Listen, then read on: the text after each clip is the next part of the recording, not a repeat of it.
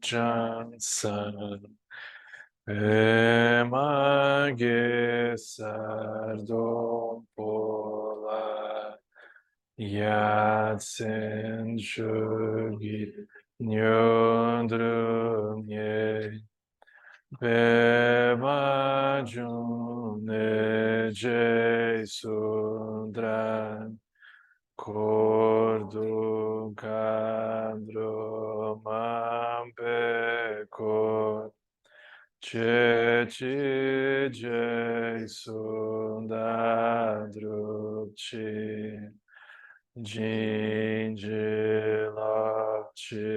Jesus Guru Pema Sidiu Om Je Nu Jansan Pema Gesan Wulan Yatsen Chogi Nyondru Ye Pema June Sudra Cordo Cadro Mampeco Jesudandruci Jindilaci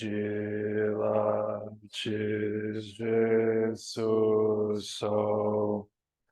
Guru Pema Sidium Sanje Chodan Sochi Chonala Janchu Badu Dani Chasuchi Jinso Jipe Sonanchi Drola Penchi Sanje Drupasho Sanje Chodan Sochi Chonala Janchu Bardo Dali Chasuchi Dagi Jinso Jipe Sonanchi Drola Penchi Sanje Drupashu Sanje Chodan Sochi Chonan La Dani Chapsuchi Dagi Jinso Jipe Sonanchi Drola Penchi Sanje Drupashu. Boa noite. Boa noite. Vamos te ver.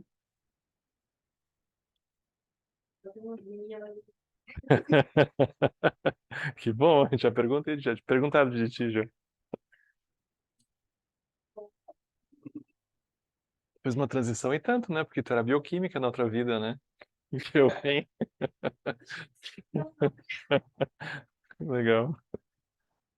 Talvez estudar, vou terminar de nutrição para ter mais tempo livre. Que ótimo. Esse trabalho de propósito, aí fiquei só com a parte do propósito ao mesmo tempo. Mas já melhorou, né? Você Que ótimo. Que ótimo.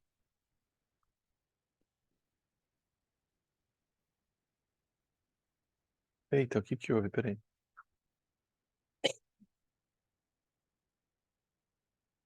Ah, tu consegue liberar o microfone da Ana? O pessoal não deixa aqui.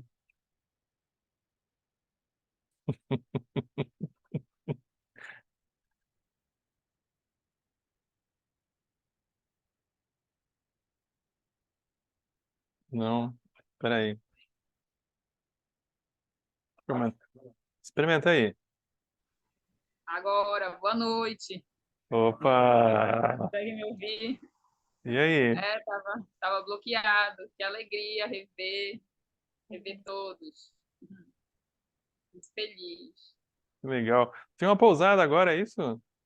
Eu recebo pessoas aqui. Tornei É a minha mesmo. casa um hostel agora. Aí, Que tô ótimo. recebendo.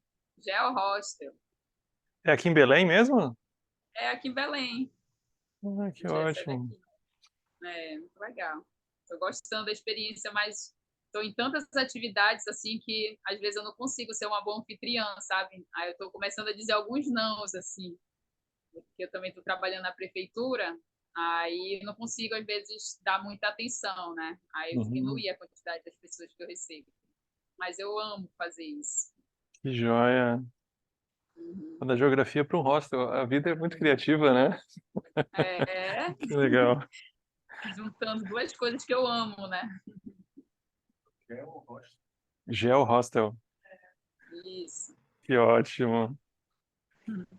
Nossa, se der tempo, a gente passa aí. Vamos ver. Pode vir. Bom ver o Pedro aqui, que a última vez que eu vi o Pedro foi quando eu fui a Manaus, né? E aí, Pedro, Marcel tá na salinha também, mandou o Parecendo link. todo mundo, né? A turma se Que reuniu lá em ótimo. Manaus. Foi muito legal. Que A ótimo. Dani tá mandando um abraço para ti, Ana Luísa. Oi, Ela não Dani, está outro participando aqui, mas abraço. ela tá ouvindo a gente.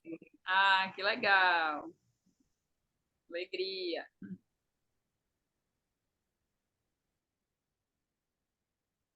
Então tá. Ah, eu não lembro o título específico de hoje, né? E energia. Tá. Mas o assunto, porque como a gente está dentro dessa temática de ciclos de estudos, né? Tem um assunto que é muito importante, que é muito útil também da gente olhar, que ele tradicionalmente ele é pouco falado, mas dentro do SEB ele é muito falado, que é o que a gente vai chamar das cinco sabedorias. Sempre que vocês virem essas bandeirinhas assim que tem cinco cores, elas nos remetem a isso, né? Essas cinco cores nos remetem a essas cinco sabedorias.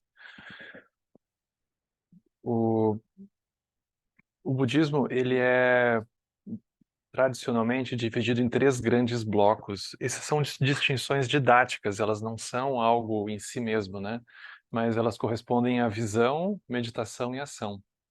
Isso significa que eles se deram conta que a gente simplesmente concordar sobre alguma coisa ou ter clareza com relação a algo é insuficiente, porque vamos supor que a gente faça encontros, reuniões, a gente lê a respeito de certos assuntos e a gente chega a um consenso. Então é como se o aspecto de visão tivesse se consolidado para nós. Aí, uma vez que isso está concluído, a gente diz, então, bora lá, ação. Aí os tibetanos, os budistas se deram conta que tem um fosso no meio, que é o karma. E o karma não foi lá na reunião da visão. Então, aí chega na hora, a gente descobre que tem um monte de coisa que não funciona. Que tem o karma. Então, quando eles falam em meditação, eles estão se perguntando, colocando a questão como é que a gente estabiliza a visão, como é que a gente se familiariza com a visão, como é que a gente faz a visão penetrar de uma forma muito profunda, íntima, até o ponto que ela aconteça de uma forma natural. Então, a meditação, ela está ligada a um processo de gerar intimidade. O mestre Dogen dizia que a iluminação nada mais é do que gerar intimidade com todas as coisas. Essa visão ela é interessante, porque a gente tem muitas coisas que a gente não quer nem gerar intimidade e quer escapar logo. E aquilo vai ficando guardado dentro de nós. E aquilo segue pegando a gente repetidas vezes, né? Então, mesmo os aspectos aparentemente mais assim mal cheirosos, escabrosos das emoções e da mente, a gente vai precisar olhar com cuidado em algum momento, porque eles representam partes da nossa mente que já acontecem, né? Então, Aí, a própria visão que a gente vai gerar do caminho, ela se transforma radicalmente. No Zen, eles usam uma imagem muito curta, que é muito forte, que é mais ou menos assim. Aí tem um aluno que... Esses diálogos do Zen, assim, muito curtos, né? O aluno pergunta para o mestre, o que que é o caminho? Aí o mestre diz, o caminho é uma pessoa caindo dentro de um poço com os olhos bem abertos. O poço é o Sansara. Só que ele está de olhos bem abertos para o Sansara. Ele não está escapando do Sansara, ele está caindo dentro do poço com os olhos bem abertos. Então ele está olhando para todo o poço, todo pedaço do poço está olhando para tudo. Isso é o caminho. Isso é como se fosse uma versão realista do caminho, né? E não uma versão idílica. Porque a versão idílica do caminho é mais ou menos assim: eu vou escapando e o poço vai ficando para trás. E eu vou saindo limpo. Coitado de quem ficou com o poço, mas eu tô vazando. Aí nunca dá certo. Porque o poço, ele tá dentro da visão, ele não tá em algum lugar, né? O poço está embutido dentro da nossa visão. Como é que a gente trabalha a visão? Então, essas imagens, que elas são curtas, elas são muito fortes, porque elas nos convidam a olhar de uma forma muito próxima essas dimensões, né? Também no budismo tibetano se usa uma imagem alegórica, assim, para esse processo, que é a imagem de... é muito tradicional essa imagem, que é de uma planta que cresce repentinamente na terra. E aí eles dizem assim, é como uma pessoa que está passando e ela vê essa planta que surgiu de repente. A planta, ela representa as negatividades, como se fossem as emoções. Então, a primeira abordagem é assim, eu vejo aquela planta e eu quero arrancar ela. Eu quero arrancá-la pela raiz, se for possível. Mas, dependendo da planta, é muito difícil. Experimenta arrancar uma guanchuma, que aqui eu não sei como é que se chama guanchuma, né? Mas no sul se chama guanchuma, essas plantas pioneiras, que elas têm uma raiz super funda e que elas são praticamente impossíveis de tu arrancar, porque ela tem 3, 4 vezes o que ela tem para cima, ela tem para baixo. Tem uma raiz lá funda, né? E a gente vai tentando arrancar, ou vai cortando, só que aquilo vai sempre brotando. Isso é uma analogia do caminho do ouvinte, em que a gente se depara com a negatividade, tenta arrancar, tenta cortar e seguir em frente. Então, essa abordagem de arrancar. Aí tem que arrancar uma por uma. É um trabalhão. Você arrancar essas guanchumas dá trabalho, imagina arrancar as emoções, né? Então, elas seguem voltando. Aí se conta que depois a gente está lá caminhando, vendo. Eles eram tudo desmatador, né? Os exemplos, porque aí chega outra pessoa e diz: não, faz o seguinte, nós vamos jogar alguma coisa aí para matar essa planta. Roundup. Não tinha Roundup, né?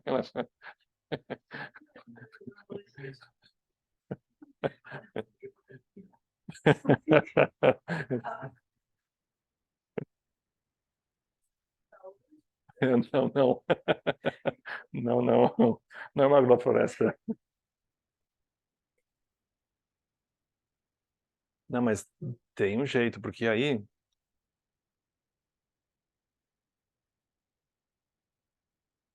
o, o exemplo mesmo diz para jogar água, né? Água na planta. A água significa usar um antídoto.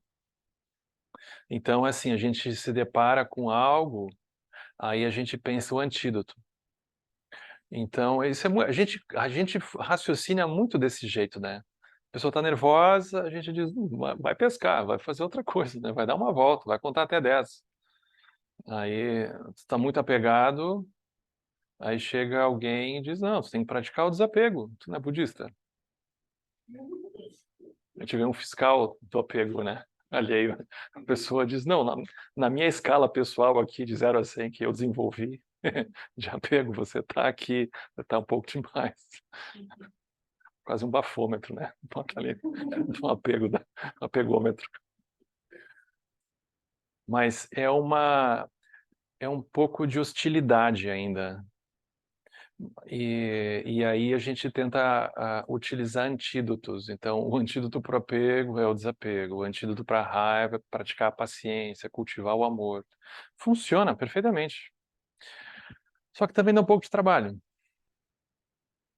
porque é como se a gente tivesse que ficar sempre um pouco à espreita também, porque pode ser que de repente brote aqui e ali, e a gente não está desprevenido, né? Não está com o antídoto no momento, alguma coisa assim, né?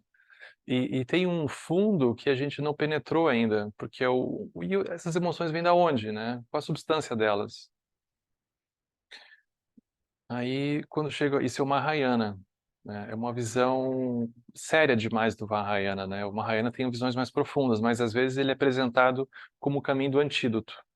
Então, tu tem uma negatividade, tu pratica o antídoto oposto, e assim tu vai andando, né? Mas aí vai chegar o Vajrayana.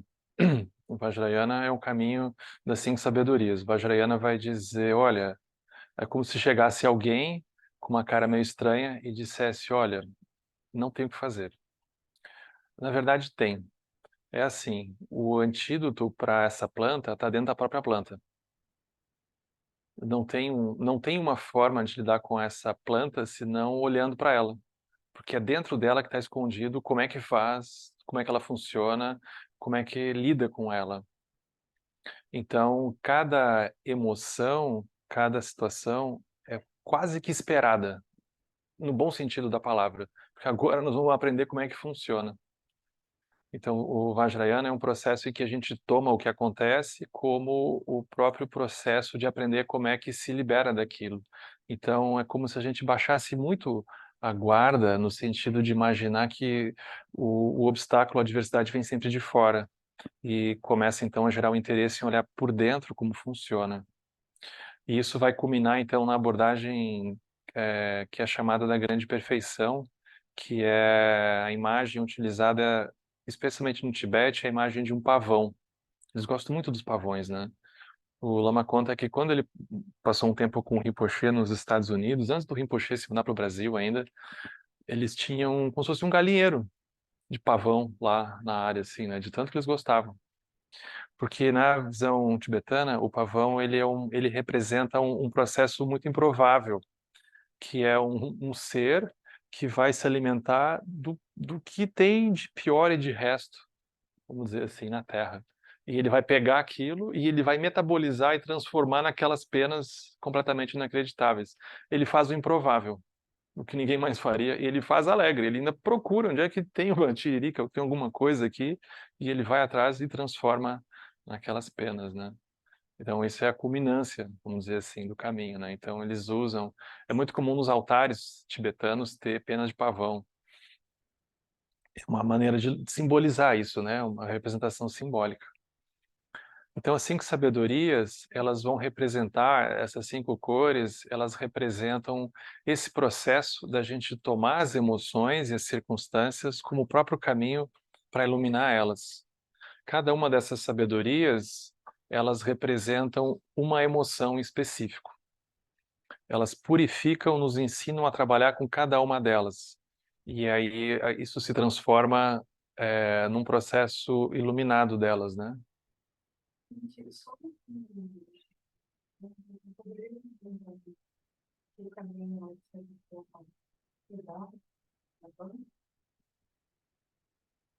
Ah, a gente não necessariamente assim, né? Ah, é gerar um interesse por ela, não gerar uma animosidade por ela, nesse sentido, sim, nesse sentido, sim. Vai representar o karma, representa o karma. É que o medo, ele é uma das emoções que a gente vai olhar, né? Isso é curioso, porque é um pano de fundo muito particular da nossa cultura nesse tempo ecologista, né? Então, durante séculos, esses exemplos eles nunca causaram estranhamento, porque ninguém desmatava, né? No Tibete, por exemplo, na Índia, né? Os budistas, pelo menos, né? Mas para nós agora a gente já fica assim, né? É muito particular desse momento histórico que a gente está vivendo, né? Os exemplos, né? Eu acho muito engraçado, né? Mas as emoções é mais o karma nesse sentido, né? Henrique, teria como fazer alguma coisa para classificar? Não, mas nós vamos entrar.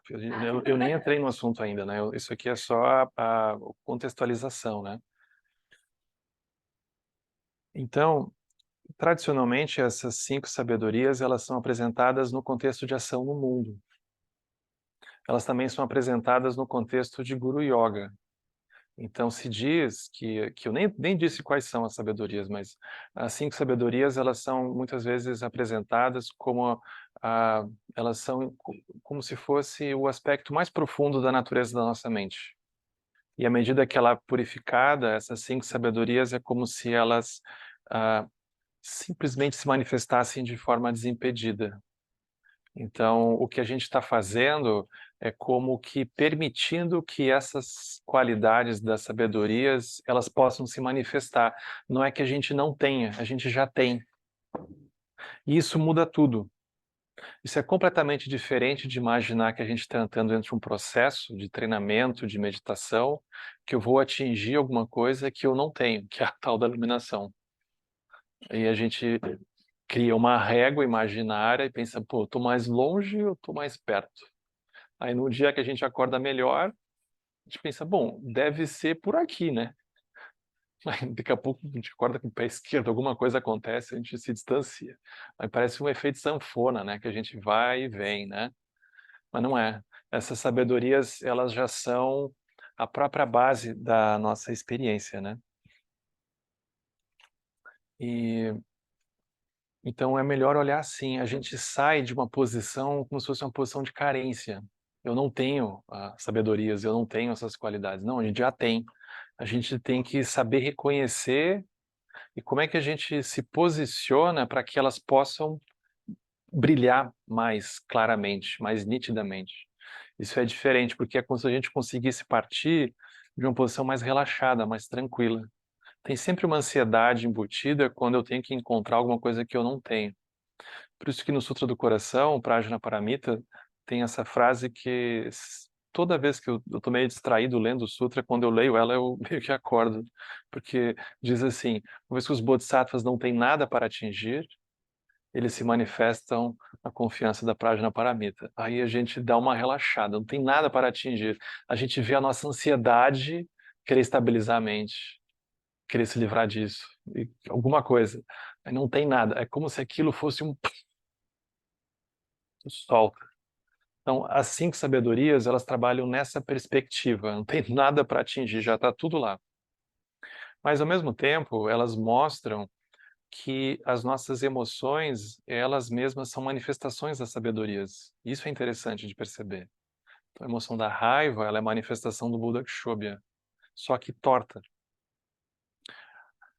O orgulho é a manifestação do Buda Ratnasambhava, só que né, com probleminhas. Apego do Buda Amitabha também. Sabedoria da causalidade do Buda Amoghasiddhi, que purifica a paranoia. Vocês não vê paranoia como a gente tem. E o Buda Vairocana é ignorância. Isso é descrito desde a roda da vida. Vocês olharem na cabeça do Maharaja ali, tem 5 caveiras. Essas 5 caveiras, elas representam que as 5 sabedorias estão presentes em todos os seres sencientes com natureza de Buda, só que elas estão mal praticadas. Então, sempre que vocês olharem as 5 caveiras na cabeça do Maharaja, vocês lembrem disso. 5 famílias búdicas, 5 natureza de Buda está ali, 5 sabedorias estão ali, só que elas estão mal praticadas.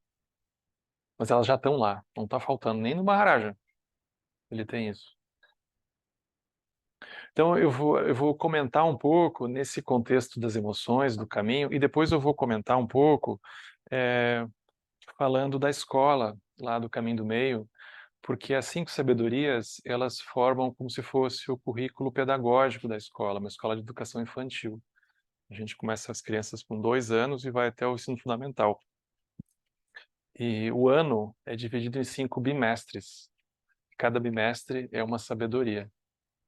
Então, a cada bimestre, a gente tem um encontro que a gente se debruça sobre aquela sabedoria. Aquela sabedoria, ela vai ser o cenário onde a metodologia vai acontecer naqueles 2 meses. Então, tem um professor de matemática, professor de tudo, todo mundo está lá. Ninguém é budista, isso é interessante, né? Os professores não são budistas, eles têm uma curiosidade, mas eles são praticantes, eu não sei se eles sabem, mas eles são. E aí a gente não conversa sobre o conteúdo, a gente não vai falar sobre português, essas coisas, não é o assunto é assim sabedorias.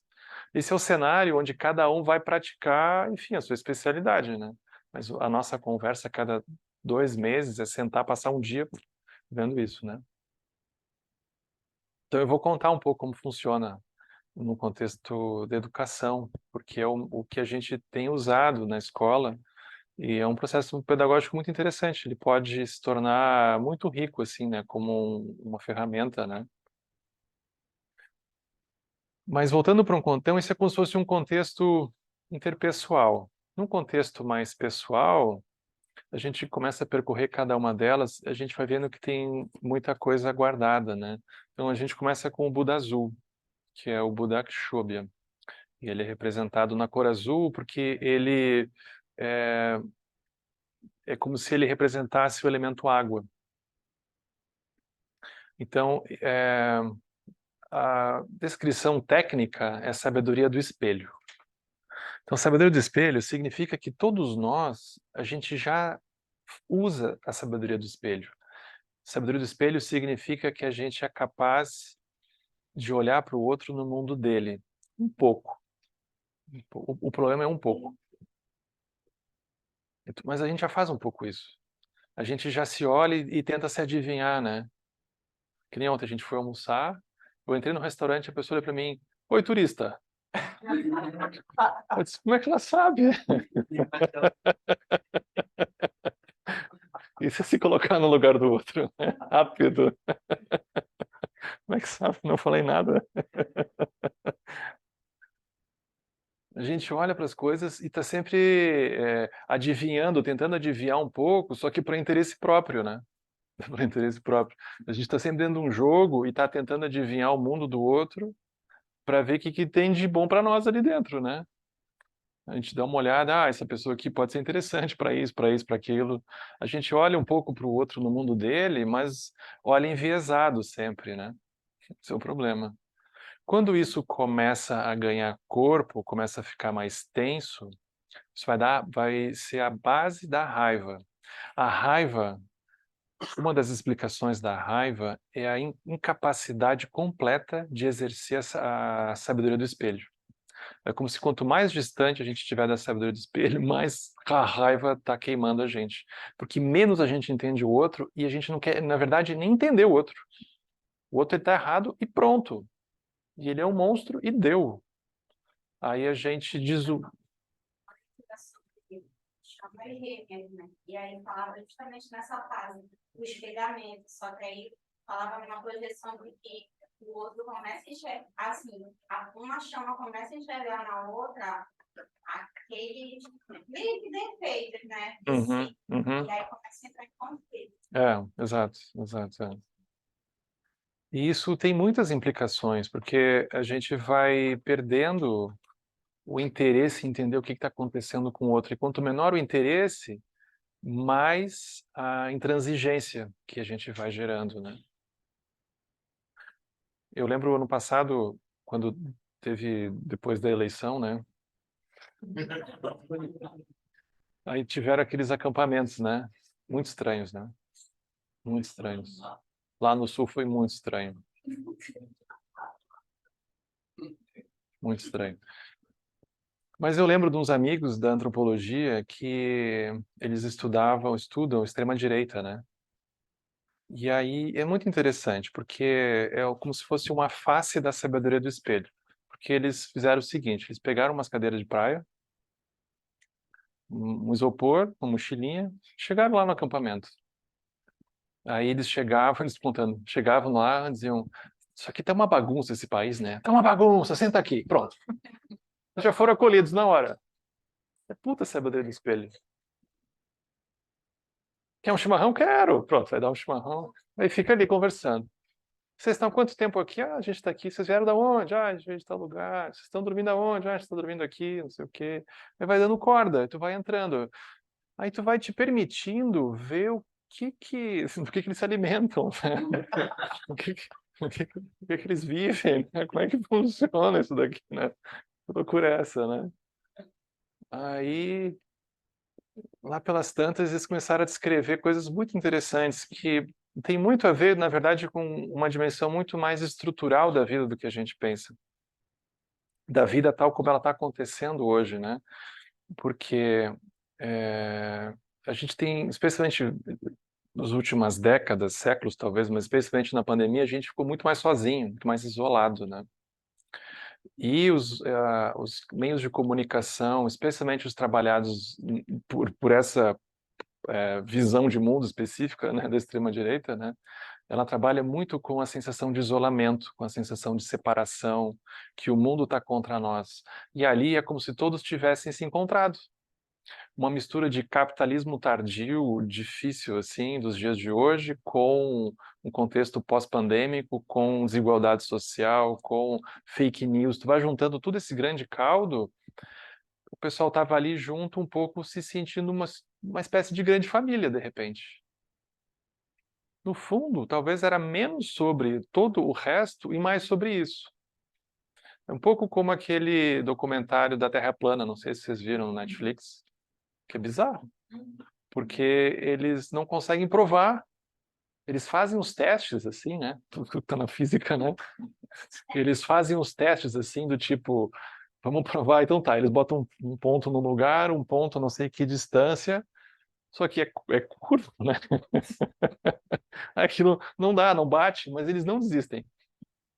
E aí você vai ficando com a sensação, quando você vai vendo o documentário, que é menos sobre a Terra plana e mais sobre um sentimento de pertencimento. Aí eles começam a dizer, não, eu estava em casa, me sentia sozinho, ninguém me entendia, não sei o quê. Eu cheguei aqui, um monte de gente parecida, e estão junto. Terra se uniram pela Terra plana. É quase uma sanga. Então, a sanga dos terraplanistas. Uma espécie de sanga que eles viraram, assim.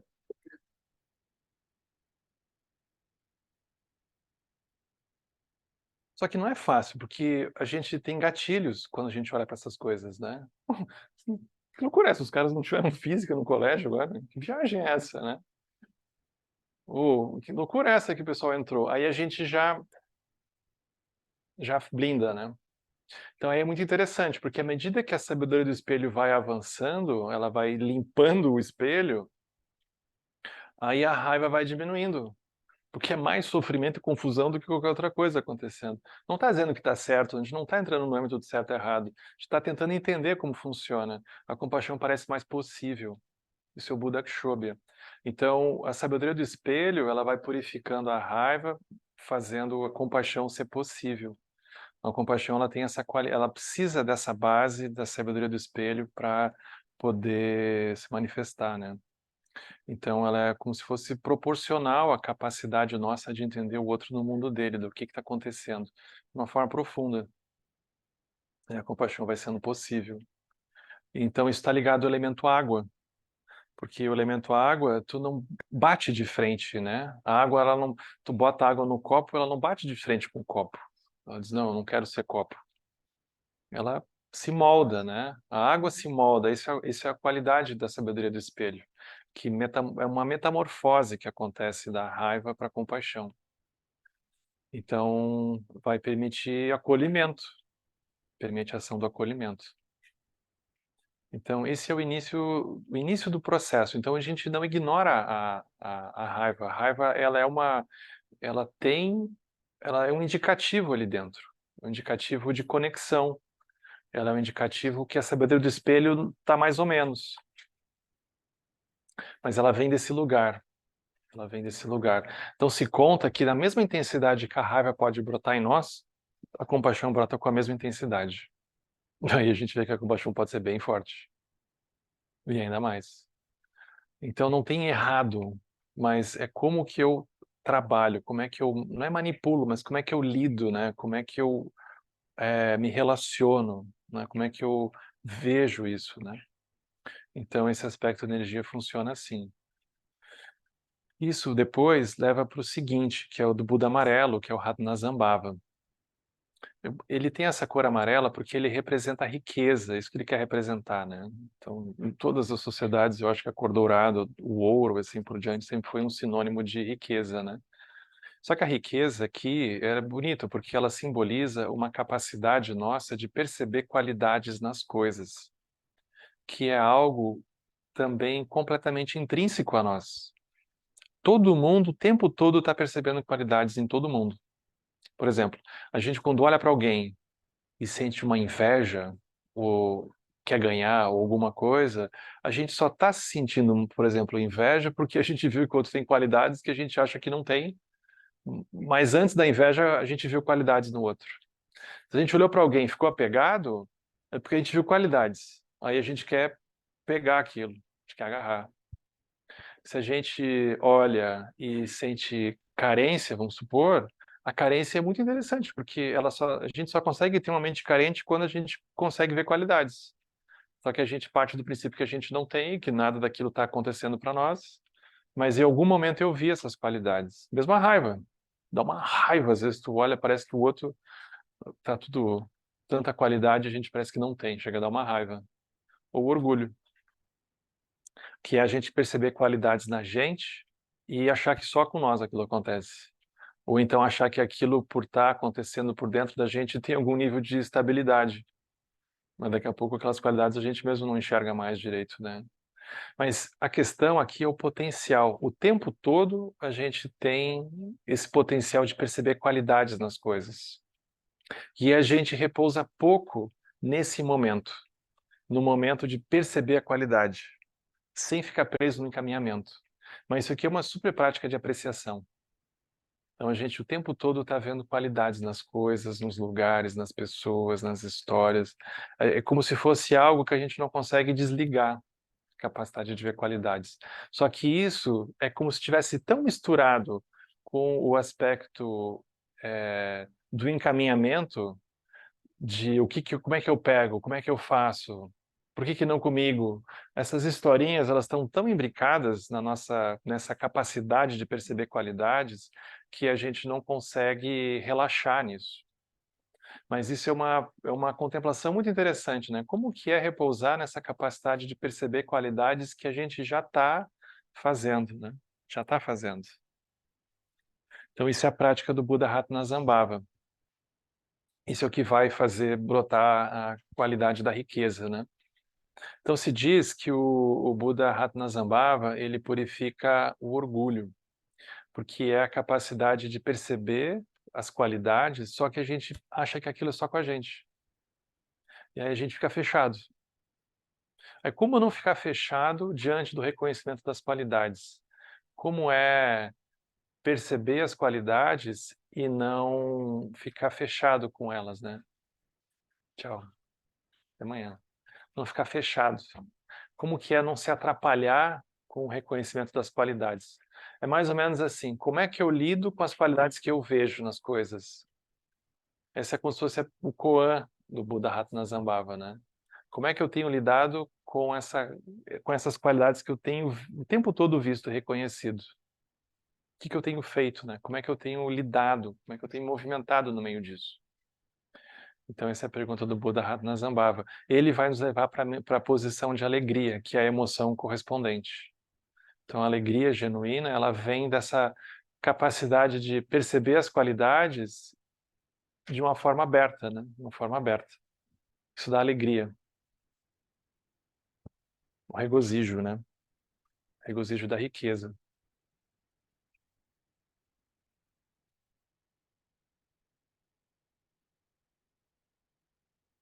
Então, esse é o Ratnasambhava. Aí, vem o Buda Amitabha, a cor vermelha.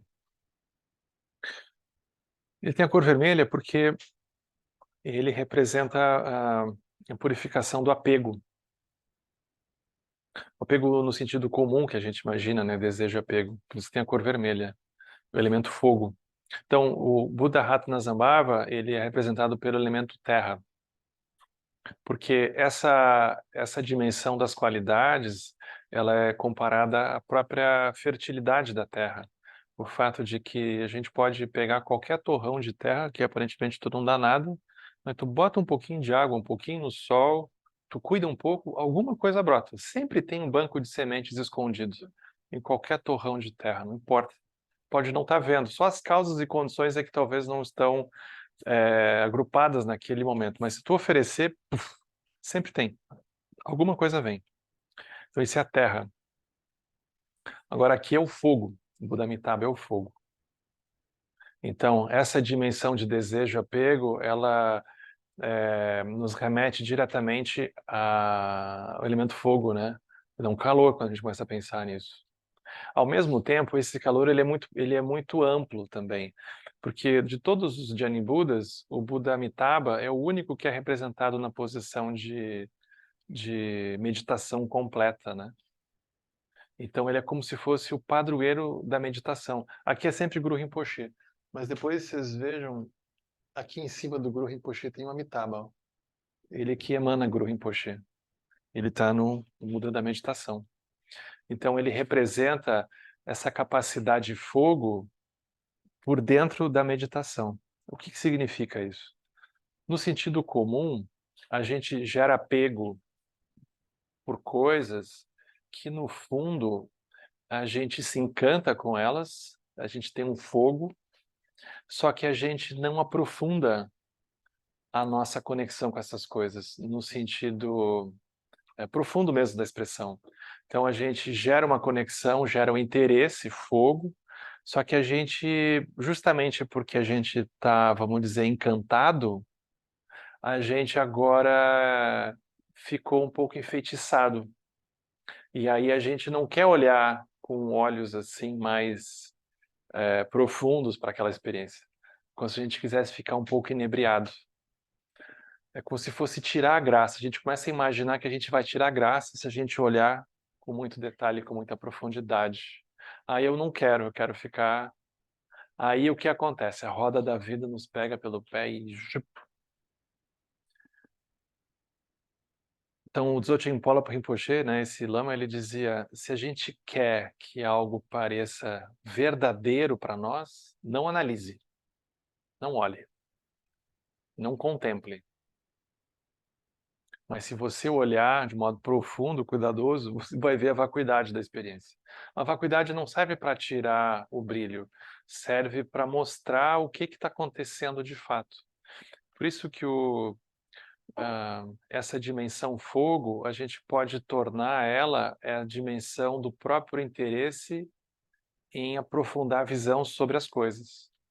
Quando a gente está tomado por um tema que a gente gosta, que a gente está que a gente está querendo descobrir, mergulhar e assim por diante, a gente é capaz de acordar cedo, dormir tarde, ter uma energia magnética que nos mantém cativados ali, né? Esse é o elemento fogo, essa é a energia do Buda Amitabha, é uma energia que não está vindo porque eu gosto ou não gosto, porque olharam para mim, não olharam para mim, é uma energia que vem de um outro lugar. O Buda Amitabha, ele é representado na posição de meditação justamente porque ele está purificando o engano do apego, mantendo o fogo, o interesse, a chama pelas coisas, e ele está transformando isso em amor. Amor no sentido genuíno, que é um amor que está livre da ingenuidade, da ilusão, né? Mas é um amor genuíno que vem de compreender as coisas com mais clareza. Então, o amor, nesse sentido, ele tem uma profundidade de reconhecimento do que está acontecendo. Não é um sentimento simplesmente de gostei e assim por diante, mas tem uma profundidade do Buda Amitabha. Então, ele pega a mesma energia, a mesma intensidade, o mesmo calor, e ele, como se ele tornasse isso agora o próprio processo de aprofundamento, de gerar clareza, né? Então, o apego comum se torna amor. Essa metamorfose que ele produz. Aí, na sequência, vem o Buda Verde, né? Que é o Buda Mogassiddhi. E o Buda Mogassiddhi, ele é muitas vezes representado pela ação irada, mas o que ele simboliza mesmo é a sabedoria da causalidade, que é o fato de que a gente facilmente perde o pé de conseguir perceber a causalidade das coisas. e é como se fosse surgindo dimensões de apagamento da percepção da causalidade, e a gente não fosse sendo capaz de ver, muitas vezes a gente não gera nem interesse em entender a causalidade das coisas, a gente não quer nem saber. E isso é muito maluco, porque socialmente hoje é como se fosse um estímulo a gente não ter tempo de se interessar pela causalidade das coisas muitas vezes, né? Então a gente compra coisas que a gente não sabe direito de onde é que veio, o que que tem por trás daquela cadeia toda, e a gente tão pronto, chegou em casa, abriu a embalagem, já tem um pedaço grande ali que vai para um lixo que a gente não sabe para onde é que vai, e a gente vai no banheiro, puxa descarga, não sabe para onde é que aquilo vai, a gente abre a torneira, vem a água que a gente também não sabe direito de onde é que vai, a gente abre a geladeira, come alguma coisa que a gente também não sabe direito de onde é que veio, e assim a coisa anda. E a gente está super ocupado, não tem necessariamente tempo ou interesse. A gente simplesmente resolve as coisas, e se não juntarem o lixo depois, a gente reclama, se entupiu a fossa, a gente reclama, e abre a torneira, não saiu água, a gente faz alguma coisa, mas tem uma dimensão de apagamento da causalidade. E esse apagamento da causalidade está ligado ao elemento ar. Então a gente vai perdendo a conexão mais terra com as coisas, de ver elas de uma forma mais próxima, e vai ficando mais passageiro. É como se fosse ficando mais na superfície. O ar que sopra de um lado, que sopra do outro, e não dá tempo daquilo assentar de fato, né? Então a gente vai vendo isso hoje, a gente está vivendo 99% dos nossos problemas, a gente não consegue lidar com a causalidade direito, a gente não tem nem muito interesse. Não tem espaço interno, né? E é justamente a possibilidade de a gente mergulhar nisso que vai tornar possível a gente lidar com as coisas, porque a gente vai entendendo melhor o que está acontecendo. Isso vai, então, purificar essa emoção eles chamam de paranoia ou de inveja, né? Que é o que vem da gente não entender a causalidade das coisas.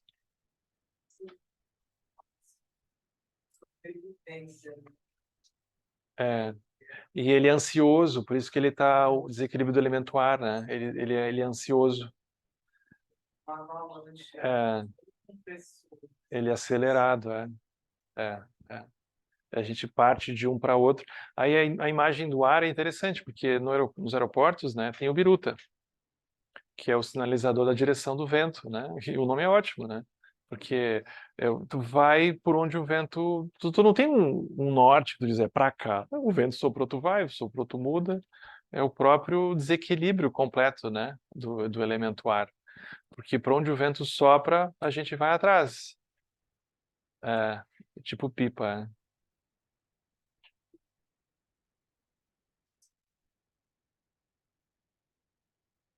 Terra. Terra, elemento terra. Ah, Não, o branco é céu. A gente não chegou no branco ainda. Vai chegar já. Ele produz, ele purifica o orgulho e ele dá origem à alegria. Ele dá origem à alegria.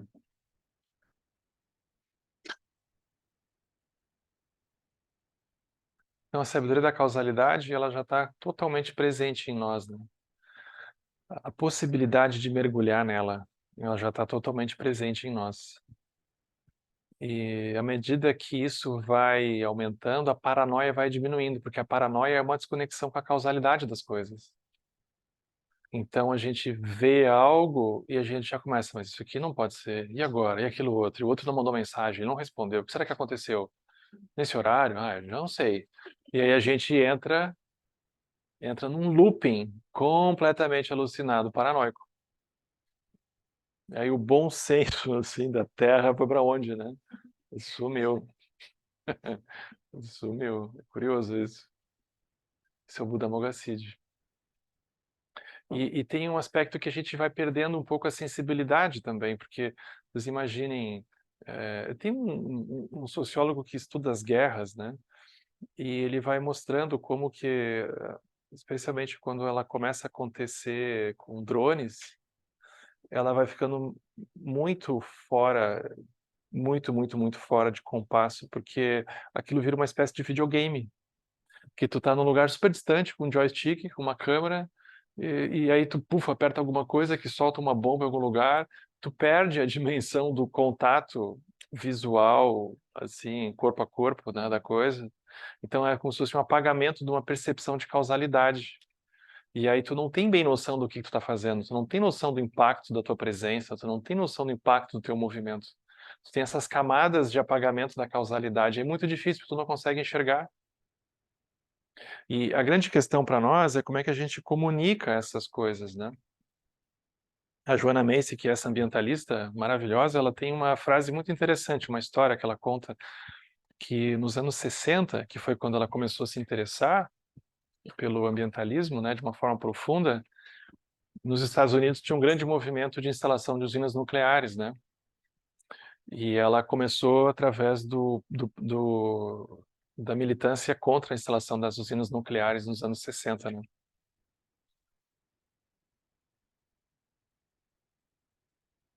Aí vocês imaginam que era a Guerra Fria, né? União Soviética, Estados Unidos, né? Aquela coisa toda. E naquela época os filhos dela eram pequenos também. Então ela conta uma história muito engraçada que tinha um dia que tinha uma festinha de aniversário de um dos coleguinhas dos filhos dela da escola, assim.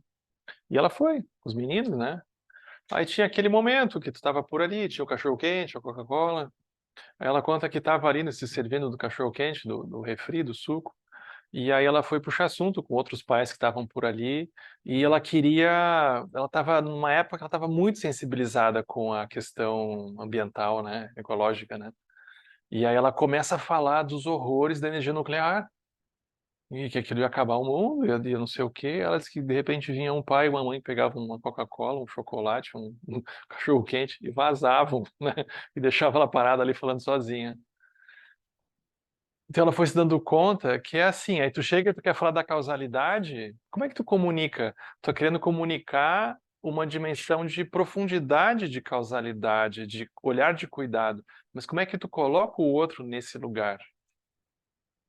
Então ela se deu conta que tu não tem estrutura necessária, necessariamente tu tem estrutura para chegar e falar assim, meios hábeis. Como é que tu comunica uma visão? A gente quer convidar o outro a habitar uma visão. A gente quer dar como se fosse possível, dar os olhos. Vê com esses olhos aqui. Como é que tu faz isso? Como é que tu convida o outro a olhar? É muito mais sutil do que a gente imagina. Muito mais sutil. Se a gente não tem meios hábeis, a gente escreve um manifesto, a gente fala um monte de coisa. Pode ser que funcione, pode ser que não funcione. Então ela começou a pensar sobre isso, né? Como que a gente pode comunicar? A gente sempre está se comunicando, né? O Trungpa Rinpoche diz que o grande problema do samsara é a comunicação, que a gente não sabe se comunicar. A gente não sabe convidar o outro a olhar o que a gente quer que ele olhe, e a gente não sabe comunicar o que a gente está querendo, o que a gente está vendo. Nem a gente sabe para a gente mesmo o que a gente quer. Ele diz que o samsara é um grande problema de comunicação. Eu acho interessante essa visão, porque no fundo faz muito sentido, né? Supor que a gente quer dar eu sempre uso esse exemplo, né? A gente quer dar um presente para alguém. Aí tá chegando o Natal, né? A gente quer dar um presente. Aí quando a gente quer dar um presente, vamos supor que a gente quer dar um sino para a pessoa. A gente vai comprar um sino. A gente não quer dar o sino, a gente quer dar o estado emocional, a gente quer dar uma visão específica e especial para nós que o sino nos remete. A gente, quando quer dar o sino, a gente quer ver se o outro, quando olha para o sino tem um poder, uma seta de remeter para aquele lugar. Mas nem sempre funciona, né? A gente já cansou de dar presente, o outro olha e diz, tu quer dizer o quê com isso? Né? Tá dizendo que eu estou muito acelerado, é? Que eu estou precisando meditar? Aí daqui a pouco dá briga. E a gente só queria dar um sino. Chamada Simples Linguagens do Amor. Trabalhava com terapias de casal, né? Terapia de casais, e aí ele, digamos assim, categorizou, entre aspas, cinco principais linguagens, o dar e receber amor, que ele veio, né, pesquisando, sentindo como é que as pessoas se sentem amadas e como elas querem expressar esse amor. E aí, mais ou menos assim, algumas categorias, o ato de servir, as pessoas são assim, a maneira como elas, né, expressam o amor, às vezes, a pessoa é muito fria, não toca, não sei o quê, mas o ato dela servir, né, e tudo mais. A outra é dar e receber presentes, a outra também é mais na questão verbal, a outra é no toque e tudo mais, e tem várias também, pode ser tudo ao mesmo tempo. E aí, às vezes, o que eu achei interessante, né, nesse questionamento todo é assim, a gente realmente, nas nossas relações do dia a dia, buscar sair da nossa bolha, assim, eu entendo, eu sinto esse dar e receber amor, por exemplo, eu gosto que a pessoa toque, abrace, mas o outro não é de toque, ele é mais de outras coisas, então é você sair da sua bolha de Uhum. tentar se colocar no lugar do outro, falar assim, poxa, um presente, eu adoraria receber um sino, mas essa pessoa não vai querer receber, então buscar assim, entender essas diferentes linguagens, que é muito diferente no dia a dia, a gente pensa assim, eu falo grego, o outro fala italiano, o outro fala português, não sei o quê, e no fundo, a gente não consegue, às vezes, se entender dentro dessa comunicação de que cada um tem uma interessante a gente se abrir para isso. Esqueço que eu fui cumprimentar uma colega e eu peguei assim o cabelo dela, o cabelo ficou muito certo. Ela ficou muito convencida. Eu fiquei assim, que ela não gostava, não. Mas assim, não foi nem ela que falou que não gostava, foi uma outra pessoa que disse, ela não gosta que pegue no cabelo, já conhecia, né? Ele já tinha sido vítima também. Pois é, acontece.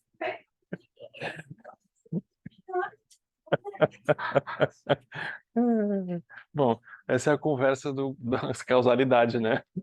Porque ele tem causa e efeito, né? Verdade. Pode fazer um paralelo com o funcionamento, nós pesquisadores, porque realmente o ar também, enquanto a gente eu não consigo ver assim, essa analogia do ar com a sabedoria da gente. É que quando a gente está muito acelerado, a gente não consegue ver o efeito das coisas, a gente não consegue ver o impacto que a gente está causando. Quando a gente está muito carregado pelo ar, para a gente poder se dar conta do efeito que a gente está fazendo, precisa de uma serenidade, precisa de uma terra, precisa de um ambiente menos volátil, menos acelerado. Se o ar está muito intenso, a gente simplesmente passa por cima, já com uma meta na cabeça, mirando algum lugar e fica sempre batendo na superfície, né? O ar. E a gente rodopia muito também, né?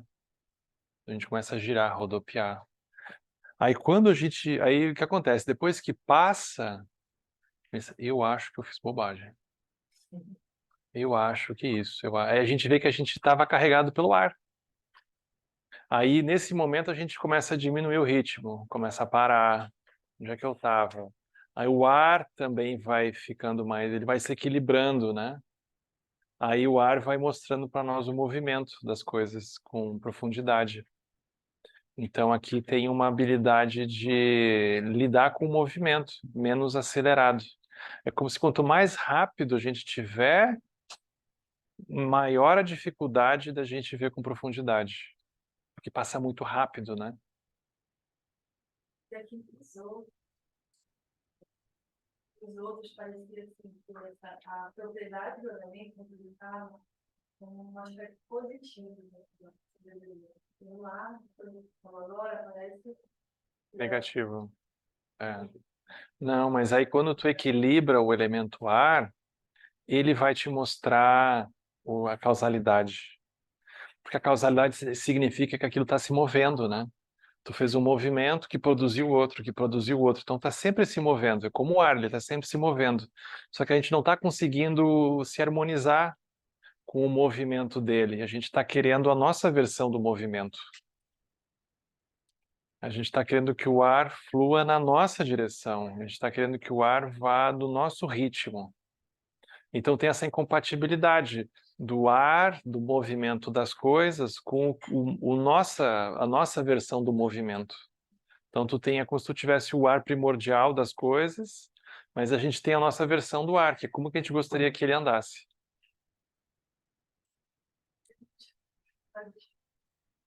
Parar e perceber de onde ele vem, né? Isso. É. De onde vem? Isso é muito como as instruções de Vipassana, né? Aí vem alguma coisa, que veio da onde? Daqui a pouco aquilo passa, foi para onde, né? É como um ar que soprou por dentro de nós e trouxe e levou, né? Mas aí se o ar está muito desequilibrado, a gente pensa, isso aqui não está certo, isso aqui a gente infla aquele ar e começa, e remete a um redemoinho, né? Remete a um redemoinho. Mas como se fosse esse ar primordial do movimento das coisas, ele já está nas coisas, né? Já está em nós. A gente só precisa se harmonizar, a gente precisa aprender a ver ele, né? E isso começa equilibrando o ar dentro de nós, equilibrando os elementos, né? Aí a gente vê o Buda... Ficou um pouco mais claro? Sim. Bom. A gente vai para o último, né? Que ele, na verdade, é o centro. Às vezes ele é apresentado por último, mas ele, na verdade, é o centro da mandala, que é o Buda branco. Então, as imagens, às vezes até geométricas, elas representam a cor branca no centro e os elementos e os outros 4 nas direções cardeais, né? Então, o branco ele representa o espaço. Ele representa o espaço. Representa a vivacidade da mente. O que que é isso, né? Significa que espaço é uma categoria sutil, ela não é uma categoria grosseira, né? E ela significa, por exemplo, vamos usar um exemplo simples assim, né? Quando a gente está conhecendo alguma coisa, conhecendo alguém, a gente talvez não formou ainda uma imagem de quem é essa pessoa. A gente não conhece ainda, não deu tempo. Então a gente só tem as nossas próprias interpretações, suposições, fantasias e por aí vai. Nesse início tem muito espaço, porque não tem muita certeza. Então tem espaço para pensar o que quiser, para, enfim, a gente está conhecendo. Então se a pessoa se atrasa, a gente está descobrindo como é que é, né? Mas aí chega um momento que o espaço congela, que a gente diz, não, agora eu já sei como é que é o outro. Agora eu já saquei, ele sempre se atrasa. Sempre. Aí o espaço congela. Quando o espaço congela, começam a subir os muros. Porque assim, a minha fronteira, o meu limite, a minha borda é assim, tu chega até às 7. Se tu chegar depois das 7, não tem mais conversa. Chega, eu não aguento mais. Então, quando o espaço congela, as bordas, as fronteiras, a cerca elétrica, fica tudo pronto. O espaço está congelado. E não tem capacidade, não tem mais como tu movimentar direito. Tu não consegue mais te mexer. Tu não consegue ter a novidade, porque tudo tu já sabe.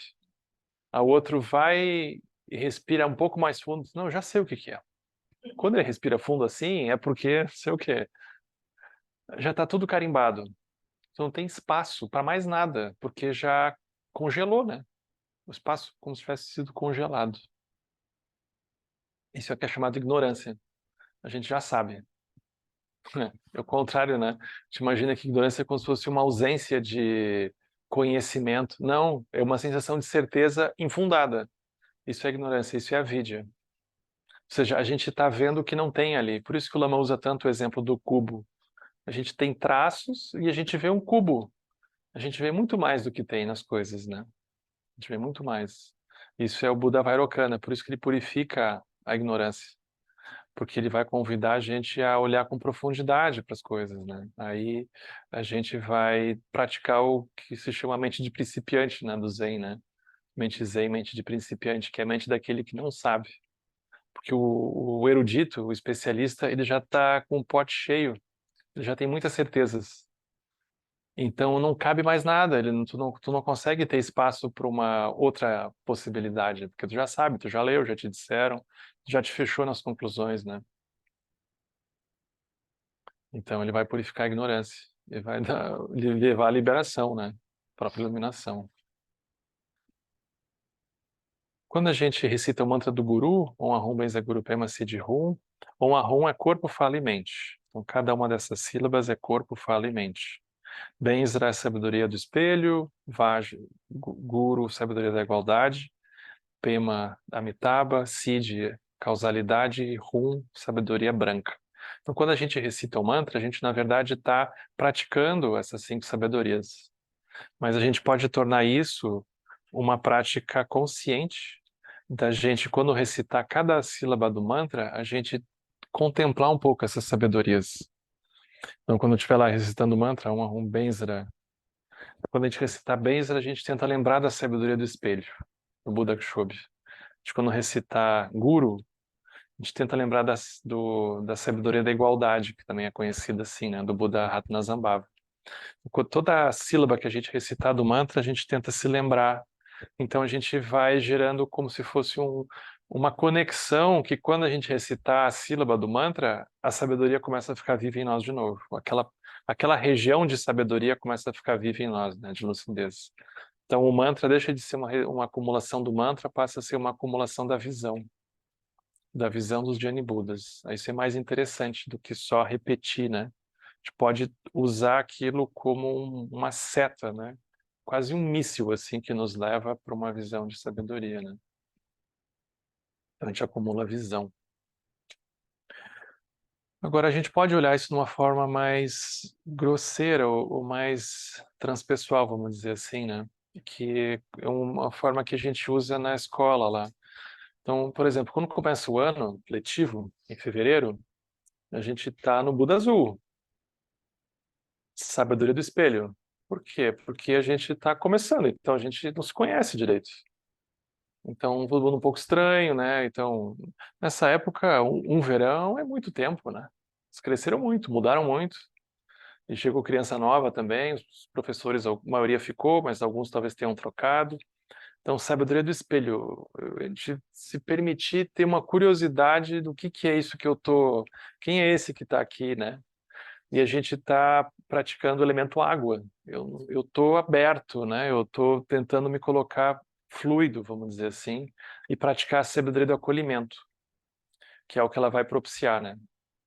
Então, essa posição da sabedoria do espelho, ela propicia o acolhimento. Porque a gente está acolhendo as crianças, está acolhendo as famílias, está acolhendo os professores, está acolhendo todo mundo. E como é que a gente acolhe? A gente acolhe só com o corpo? A gente vai dar um abraço? A gente acolhe com a energia? A gente sabe o que é ser acolhido com o corpo e não com a energia. Não pareceu muito sincero aquele abraço. Então, tu foi com o corpo, mas tu parou no corpo.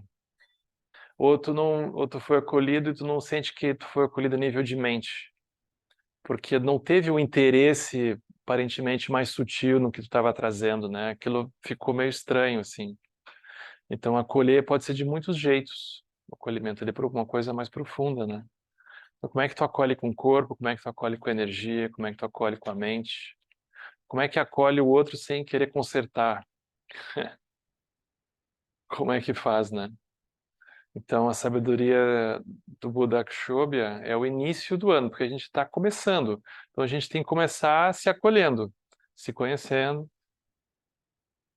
Quando chegou abril, a gente faz um outro encontro, que agora é do Buda Ratnasambhava, do cor amarela. Aí, nesse momento, a gente começa, então, a aprofundar a dimensão das qualidades, porque já deu um pouco de tempo para ver o que cada um tem de potencial, que qualidades cada um tem. Já deu tempo de se conhecer um pouco. Então, de perceber esse tem facilidade, o que o outro tem facilidade. Então, o Ratnasambhava vai nos convidar a isso. Que qualidades a gente enxergou em cada um? dos que estão aqui, né? Que qualidades são essas? Como é que eu estou me relacionando com essas qualidades? O que eu estou fazendo com essas qualidades de cada um deles, né? Lá a gente trabalha com pedagogia de projetos. Então, embora tenha o currículo, cada um vai manifestar aquele currículo por dentro de um projeto que vai ser construído junto, né? E para esse projeto funcionar, precisa gerar o interesse pelo interesse do outro. O que é muito sutil, porque a gente muitas vezes quer que o outro tenha interesse no nosso interesse, mas eles têm o interesse deles. Aí qual que é o interesse deles? E como é que eu lido com o interesse deles? Como é que eu lido com as qualidades que eu estou vendo, né? Como é que eu estou lidando com isso? Isso é a sabedoria do Buda amarelo. Então a gente conversa sobre isso. Isso é o que vai guiar o próximo bimestre, né? Como é que eu vou enriquecer isso, né? A terra, né? Como é que eu vou irrigar essas qualidades, né? Como é que eu vou cultivar elas? Quando chega em junho, já está o inverno lá, né? A gente faz uma fogueira, que já é junho, né? Aí vem o Buda Amitabha, sabedoria investigativa. Então, sabedoria investigativa, a gente pega esse calor e é assim, a gente viu qualidades. Agora, como é que eu torno as qualidades, o que o outro tem, caminho? Como é que eu estruturo isso, né? Como é que eu aprofundo as qualidades? Antes eu estava tentando descobrir quais eram. Agora é assim, como é que eu pego aquelas qualidades e trabalho com elas? Aí os projetos vão ficar claros. Não tem um lá que tá fissurado no Pokémon. Aí como é que tu torna o Pokémon um caminho? Para matemática, para português, para tudo, né? Aí como é que tu estrutura? Como é que estrutura um caminho a partir do interesse das qualidades? Esse é o Buda Amitabha, elemento fogo, né? Então isso vira um desafio. E aí a gente vê os desafios, né? Como que ajudar a ter que as qualidades elas se ampliem.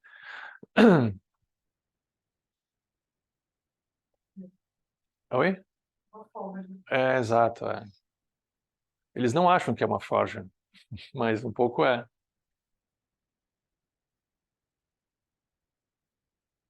Aí, quando chega em agosto, é o Buda Verde. Agosto para setembro, é o Buda Verde, porque daí é a sabedoria da causalidade. Que é assim, beleza, a gente está andando, mas e a causalidade, como é que está indo? Aí a causalidade é interessante, porque assim, o quão consciente a gente está do movimento que a gente está fazendo e dos impactos que ele está gerando. Quanto que a gente está se dando conta e conseguindo dar conta. E o quanto que quando chega no Buda Verde, a gente vai trabalhar com as 4 formas de ação. Que é assim, a gente vai conversar sobre a ação de poder. Isso numa sala de aula é completamente necessário, né? Porque é onde eles nos derrubam. Porque chegam 15 gritando, cada um quer uma coisa, para um lado e para o outro, né? Aí se não tem ação de poder, dançou, né? Dançou. Então, como trabalhar a ação de poder? Que a ação de poder é assim, não é ter poder sobre o outro, mas é o que o outro quiser nos arrastar, a gente não ser arrastado. Como trabalhar a ação de poder? Isso é a base de todo o processo. A ação de poder vai propiciar pacificação, que é a segunda forma de ação. Eu não tenho como pacificar se eu tiver sido tomado pelo movimento do outro. Para poder pacificar, eu tenho que ter ação de poder, senão a pacificação vai ser no grito, na chinelada e por aí vai, né? Como é que pacifica? Pacifica porque tem que ter ação de poder de base. Aí como é que pacifica? Desafiador. Aí vem a ação estruturante, que é a terceira, que ela está ligada a... Para a gente poder ajudar a estruturar, fazer que uma coisa ande, tem que ser um ambiente mais pacífico e tem que ter ação de poder. Se a gente imagina que a gente consegue estruturar alguma coisa, desenvolver alguma coisa, sem que aquilo esteja um pouco pacificado e sem que tenha ação de poder, não vai. Por mais que a gente compre adubo e não sei o que, bota no sol, tem alguma coisa que vai ficar faltando. Então, precisa ação de poder, precisa ação pacificadora. e tem momentos que precisa ação irada, que é o famoso não. Então, como é que a gente lida com o fato de que tem momentos que tem que botar o pé na porta. E é completamente insubstituível. E a gente descobre que se a gente não consegue usar a ação irada, que a ação irada é a ação que tu não vai concordar, tu não vai em frente, tu vai bloquear aquilo. Se aqui não. E se a gente não conseguir fazer essa ação, a gente não consegue ajudar. Porque muitas vezes o movimento que a gente está envolvido é um movimento que a gente imagina que o nosso sucesso é seguir com a nossa estrutura kármica. Mas aquilo é justamente o que está nos prendendo. Então, às vezes a ação irada vem e nos retira, interrompe aquela ação kármica, mas daqui a pouco a gente acorda. Só onde é que eu estava indo? A ação irada, em alguns casos, ela é necessária. Aí a gente vê os desafios de lidar com a ação irada, porque ela facilmente se mistura com o nosso próprio incômodo, né? Então eu bloqueio a ação do outro porque eu estou incomodado com aquilo. Onde já se viu, não me respeita? Quem ele pensa que ele é? A gente vai lá e dá real, mas é uma real mais ou menos, né?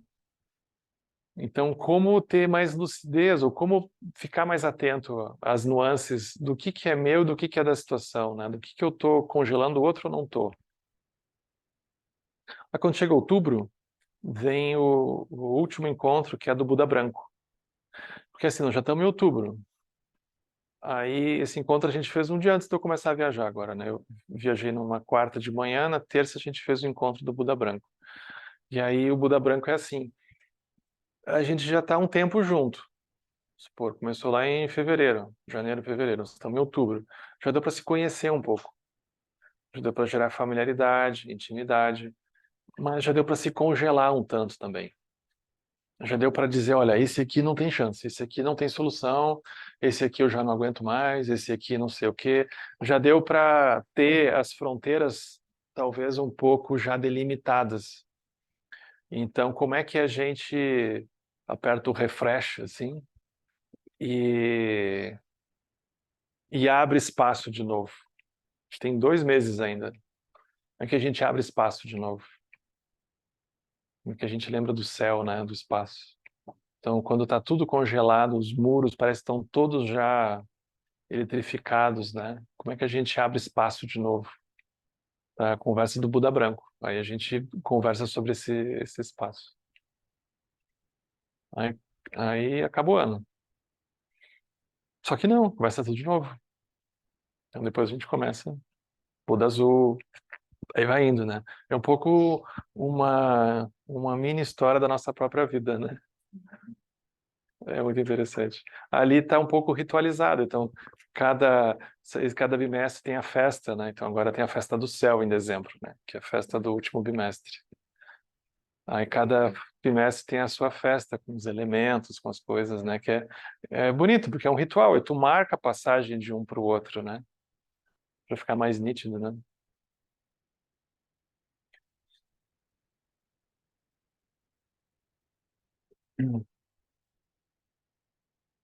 É isso. Então, isso são formas de ver isso, né? Como faz nesse período, nesse último período, como que a gente faz para quebrar esses limites? Para que a época do congelamento, né? Porque quando a gente já conheceu e falou, isso daí não tem mais jeito, mas como que a gente retorna? Pois é, como? Como que a gente retorna? Essa é a pergunta. É isso mesmo. Essa pergunta é boa. Se responder, vai perder a graça, né? Porque nos deixa um pouco sem dormir, assim, né? Pensar essas coisas, né? Mas a gente pode pensar, como é que eu cheguei no ponto de congelar o outro aqui, né? Aí a gente pode pensar que outras pessoas olham para a mesma situação e veem outras coisas. E daqui a pouco a gente mesmo se vê fazendo outra coisa, a gente indo embora daquele lugar que a gente está e fazendo outro, aquilo para nós perder importância. A gente nem se lembra mais que a gente congelava o outro. Não, fica aí que eu estou indo. É como se de repente os muros baixassem. Então a gente precisa se dar conta da coemergência com o muro, da coemergência com a cerca. Ou seja, a gente constrói a cerca, o muro, e esquece que foi a gente que construiu.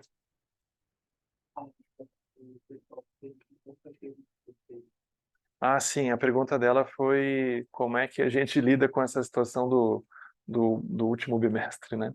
Do Buda branco, que é quando os limites ficaram congelados de repente, né? Como é que faz com eles, né?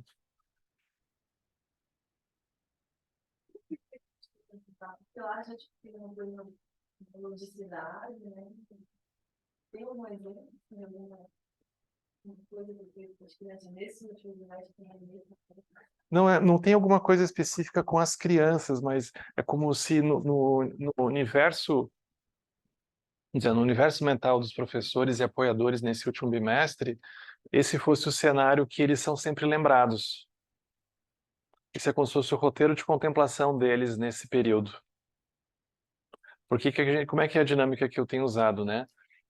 Ou seja, eu que estou oferecendo essa formação lá, né? Então a gente se reúne, faz uma grande roda com todos os professores, apoiadores da escola. Aí eu faço uma fala um pouco mais curta do que eu estou fazendo aqui para vocês, mas ela é direcionada só para aquela sabedoria. Então, cada encontro eu só falo de um, eu não falo de todos, só falo de um. Aí eu elaboro perguntas para eles. Então, eu sempre trago no mínimo 2 perguntas para os professores todos. Aí a gente faz pequenos grupos, no máximo 4, até muita gente, 3. Aí é o tempo de conversa. Então, tem um tempo para conversar. É como que as perguntas são um pouco assim, né? Eu fico tentando pensar em perguntas que relacionem as sabedorias, as emoções com o cotidiano deles, né? Aí é como que eles têm visto isso funcionando no dia a dia deles. Aí cada um na sua sala, cada um com a sua turma, cada um com os seus pequenos ali, né? E que tipos de ferramentas eles têm encontrado que têm ajudado eles a lidar com isso, né? Aí eles começam a trazer exemplos de congelamento dos fulaninhos. Ah, porque então fulaninho isso, fulaninho aquilo. Aí outro diz, não, mas esse eu nunca tinha visto isso, eu tinha visto outra coisa. Aí é interessante, porque o congelamento de um não é o do outro. Aí tu já cria um cenário que aquilo não é absoluto, porque nem todo mundo concorda com o tamanho da nossa cerca. A cerca sempre é diferente de um para o outro. Aí tu já tem uma sensação de que aquilo é mais nosso, talvez, do que do outro. Mas, ao mesmo tempo, tu tem um fundo também do próprio samsara. Tu não vai consertar aquilo. Como é que tu lida melhor, né? Como é que tu melhora a relação? Tem uma coluna de férias para levar o Valentim lá no dele. É, em uma semana. É, matrículas abertas lá.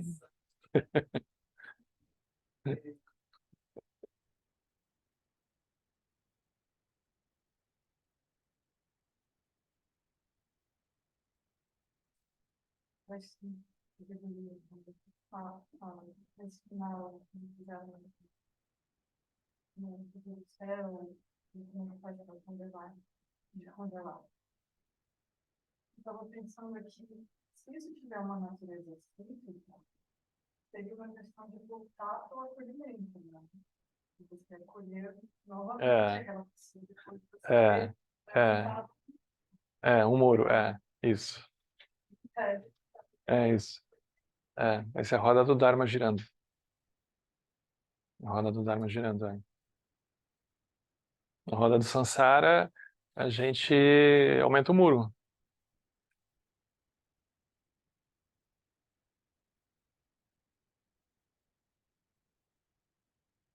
É muito interessante, porque os professores não são budistas. Nenhum. Eles não vão ao templo, eles não fazem retiro, mas eles são praticantes, porque as conversas são sobre esses temas. E é interessante, porque eles estão ávidos para saber como é que faz. Porque eles têm uma bomba na mão, né? Cada um ao seu jeito. É uma bomba. Então, eles praticam mesmo, né? Porque é quase vida ou morte ali, né? É muito interessante. Uma sala com os anjinhos, né? É muito interessante. Mas quem dá trabalho mesmo são as famílias, não são as crianças. As famílias dão muito trabalho. Nossa Senhora. Outro dia eu disse, olha, tinha que criar uma escola para as famílias. Quem dá trabalho? Gente, não é fácil. É muita expectativa, né? Meu Deus do céu, dá dó, assim. É muita expectativa em cima dos pequenos, né?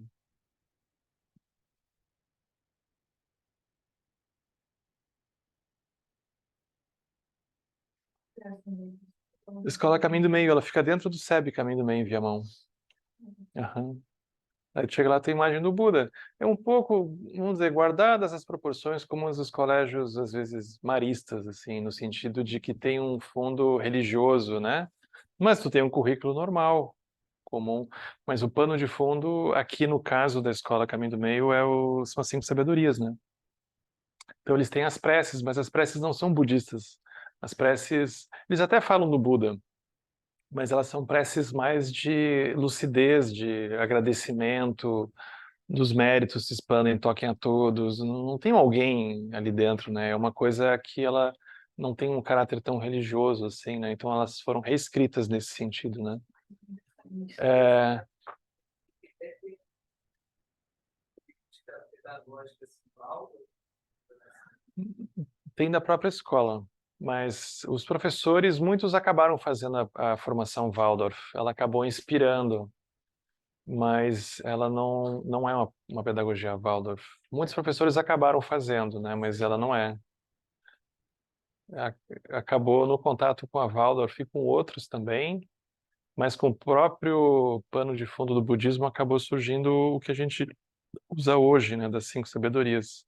Então, isso que eu trouxe aqui de uma forma rápida tem um material pedagógico escrito já, com exercícios, com muita coisa. A gente só não publicou ainda, né, mas isso já tem um material pronto. É, Ela chega a ser categorizada como confessional ou não? eu não sei esse detalhe. A maioria dos pais, eles também não são budistas. Porque não é um pré-requisito, né? Mas fica dentro de um centro budista, então a gente imagina que eles sabem, né? Tu achas que atrai eles para buscar a escola?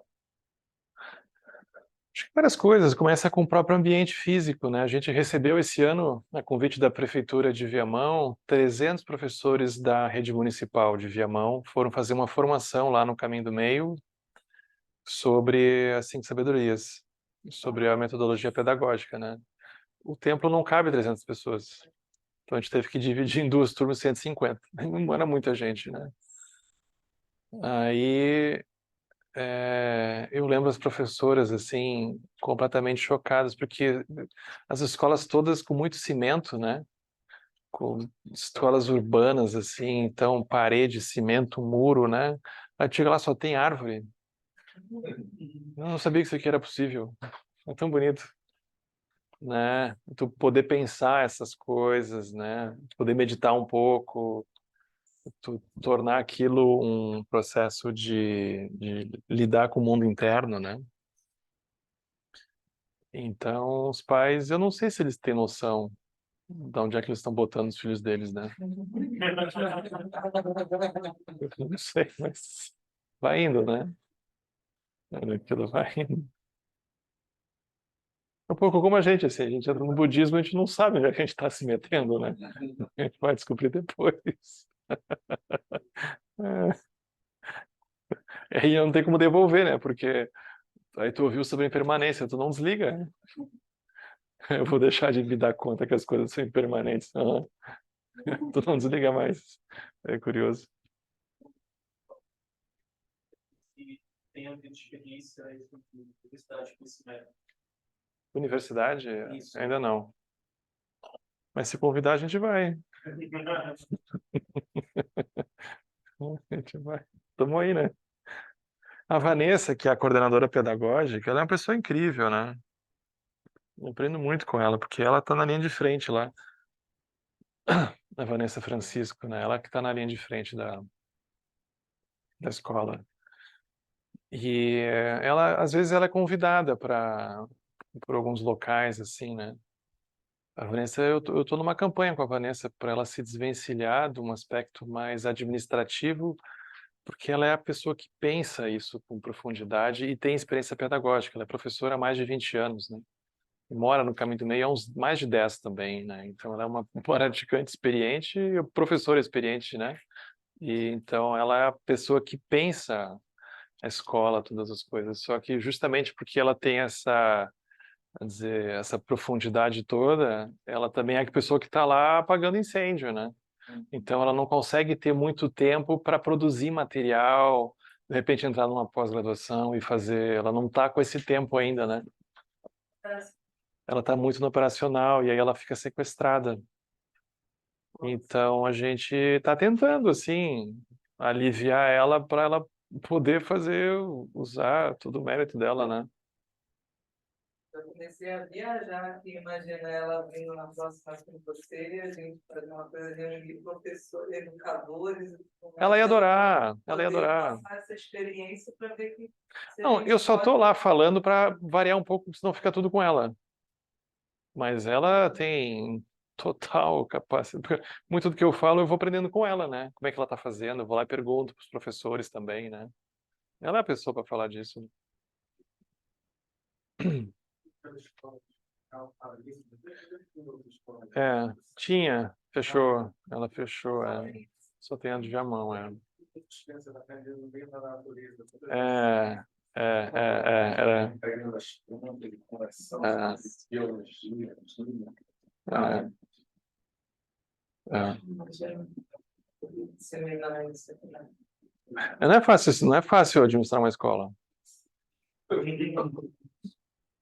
Aí tu tem fiscalização, Secretaria do Educação, aí tu tem os perrengues todos ali dos bastidores, e tu tem conta para pagar, e financeiramente não é uma coisa fácil, né?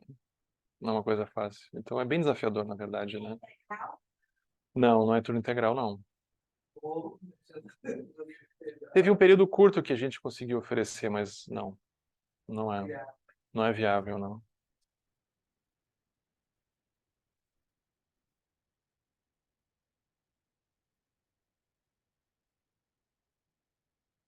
Então tá. Então era isso por hoje, né? Amanhã tem o último dia, né? O foro oficial, assim, né? De encontro, né?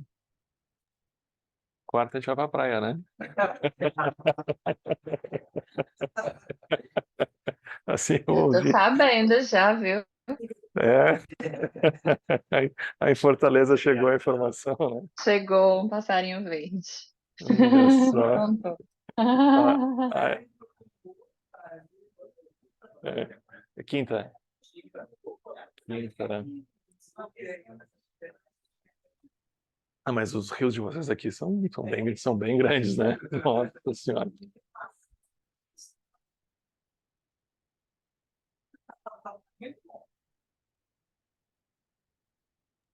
Então tá. Henrique, Tá prometido, hein?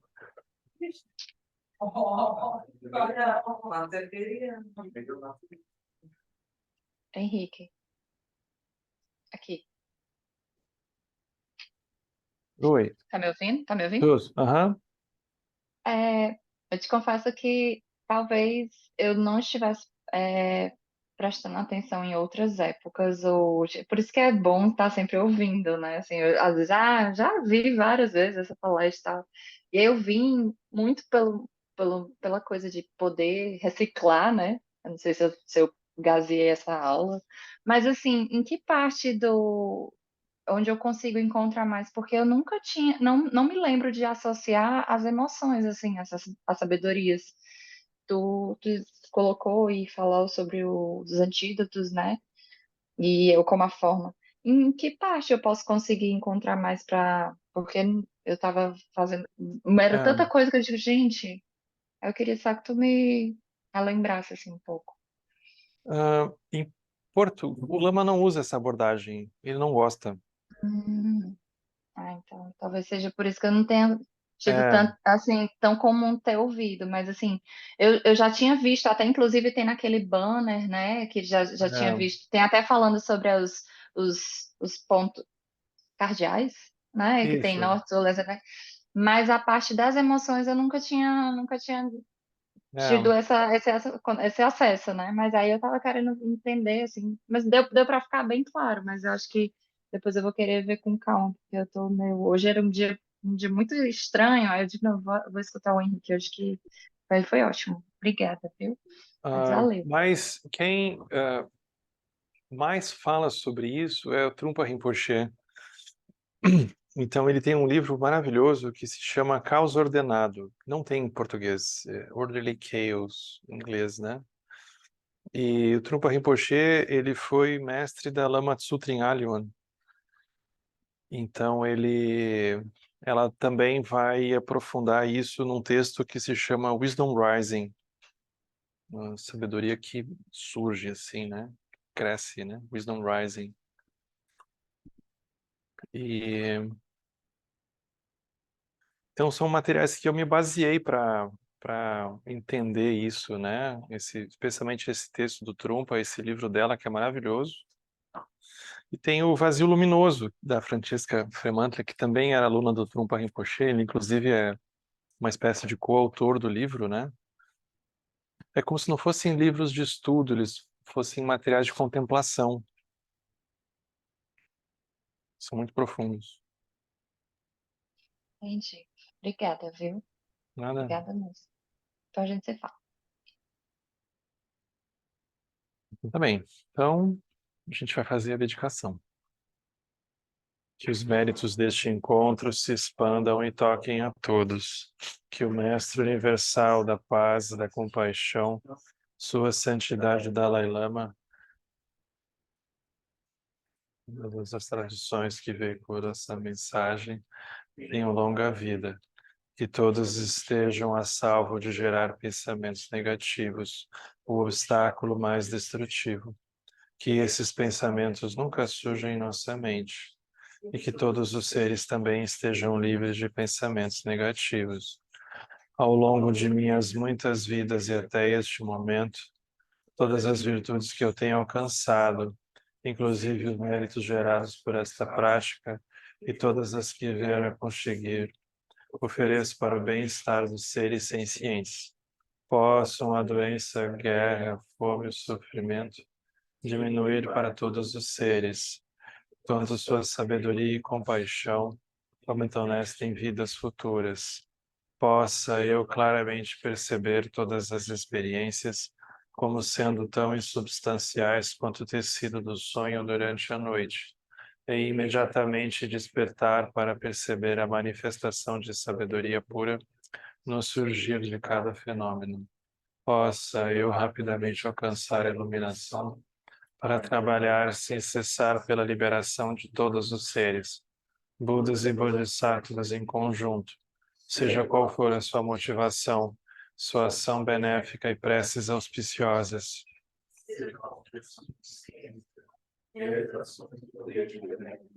E seja qual for a sua imensa sabedoria, eu que igualmente venho para beneficiar os seres, rogo para que possa alcançar as mesmas qualidades. Neste exato momento, posso nem mesmo os nomes doença, fome, guerra e sofrimento, servidos pelas pessoas e nações da Terra, mas possam sim sua conduta moral, mérito, riqueza e prosperidade crescer, e possam a suprema bem-aventurança e bem-estar sempre surgir para elas.